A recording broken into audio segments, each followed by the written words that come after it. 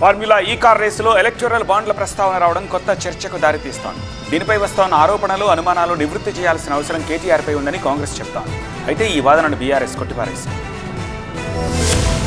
Formula ఈ car race వ్యవహారంలో కొత్త అంశం తెరపైకొచ్చింది. గ్రీన్కో కంపెనీ నుంచి 41 కోట్ల రూపాయల ఎలక్టోరల్ బాండ్ల రూపంలో బీఆర్ఎస్ కు ముట్టైన ఆరోపణలొచ్చాయి. ఇది క్విడ్ ప్రోకో అంటూ రాజకీయ విమర్శలు మొదలయ్యాయి.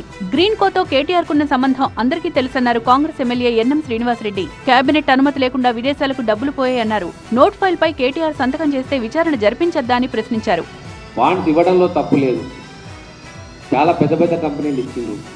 కానీ ఏవైనా కేసు ప్రైమా ఫేసి ఎవిడెన్స్లు వచ్చినప్పుడు, ఇట్లా ఏవైనా పారిశ్రామిక సంస్థలు ఇట్లా ఎలక్టోరల్ బాండ్స్ ఇస్తున్నప్పుడు ప్రజల్లో ఆ బాండ్స్ ఏదో బెనిఫిట్ తీసుకోవడానికి ఇచ్చిండ్రు అని చెప్పి అనుకోవడం సహజం.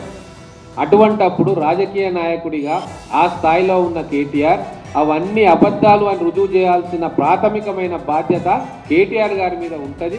అయితే ఎలక్టోరల్ బాండ్లతో ఫార్ములా ఈ కార్ రేస్ కు సంబంధం లేదని మీడియా చిట్చాట్ లో వెల్లడించారు కేటీఆర్. 2022లో గ్రీన్కో ఎలక్టోరల్ బాండ్లు ఇచ్చిందన్న కేటీఆర్ 2023లో ఫార్ములా ఈ జరిగిందన్నారు. కాంగ్రెస్, బీజేపీకి కూడా గ్రీన్కో బాండ్లు ఇచ్చిందని గుర్తు చేశారు. రేస్ కారణంగా నష్టపోయింది గ్రీన్కోనే అన్నారు. పార్లమెంట్ ఆమోదించిన ఎలక్టోరల్ బాండ్లు ఇవ్వడం అవినీతి అని ఎలా అంటారని ప్రశ్నించారు. కేటీఆర్ తన శాఖ నుంచి ఫార్ములా ఈ రేస్ కోసం డబ్బు చెల్లించారని, ఇందులో గ్రీన్కో కంపెనీకి డబ్బులు వెళ్లలేదన్నారు మాజీ మంత్రి జగదీష్ రెడ్డి. ఇందులో తామేదో కనిపెట్టినట్లు ప్రభుత్వం వ్యవహరిస్తోందన్నారు. డైవర్షన్ పాలిటిక్స్ లో భాగంగానే ఈ అంశాన్ని తెరపైకి తెచ్చారని ఆరోపించారు. మనం రాష్ట్ర ప్రభుత్వంగా కేటీఆర్ గారి శాఖ నుంచి ఇచ్చిందేమో ఫార్ములా ఈకి, ఇందులో గ్రీన్ కోడ్కి ఎక్కడం పైసలు పోలే, మనకి లాభం జరగలే.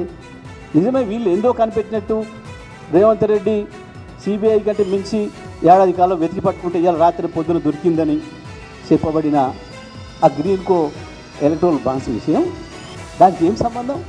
కేటీఆర్ పై ఫార్ములా ఈ కార్ రేసులో తెరపైకొచ్చిన ఈ కొత్త అంశం రాబోయే రోజుల్లో ఎలాంటి మలుపు తిరుగుతుందనే ఆసక్తి రాజకీయ వర్గాల్లో నెలకొంది.